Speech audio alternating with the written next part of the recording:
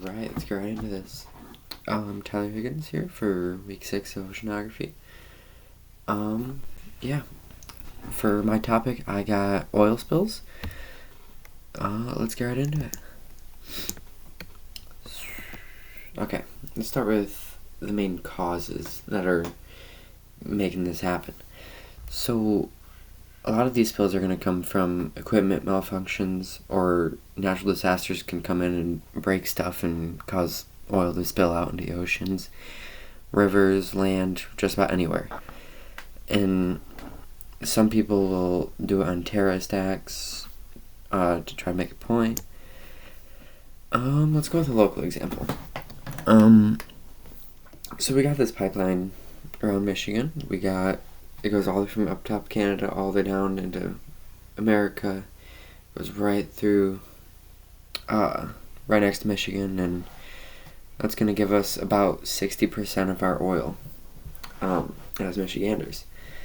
And this pipeline will carry about 23 million gallons of oil every single day, which is a lot of oil. This pipeline is leaked over a million. Some sources will say about 1.1 all the way up to like 7. Somewhere in there, which might seem like a small number compared to how much it moves for total, but that is enough to cause damage to just about any ecosystem. So how does it affect ecosystems? Mostly the biological ecosystems. So oil can spread really, really well, like scary well, because just a tiny, tiny bit can cover an acre. Just an amount a little bit bigger than this can right here can cover almost an acre of land, or water. And then there's a few ways that animals can be affected by this. So either it's going to be absorbed, which is where it's going to breathe it in, or just be covered in it and it's going to cause issues with the animal. And then they can inhale it, which is going to be inhaling.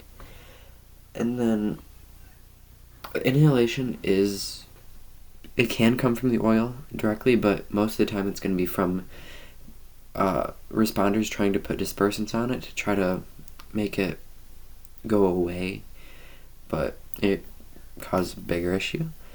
And then ingestion is where animals will eat oil covered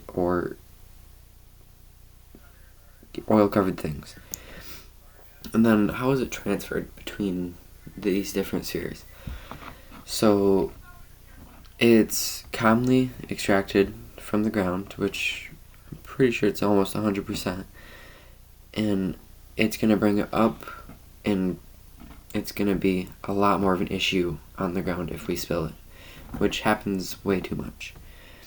Yeah, and then once it touches the ground, it can kill plants and erode soil a lot easier, so it will literally make the ground less stable and cause more runoff and pollution. As it evaporates and goes back into the atmosphere, or when it burns, it'll cause toxic fumes to be released, and they're carcinogenic. And then my question is how this form of pollution is similar and different to others that you guys are studying. Alright, that's going to be all. See you guys next week.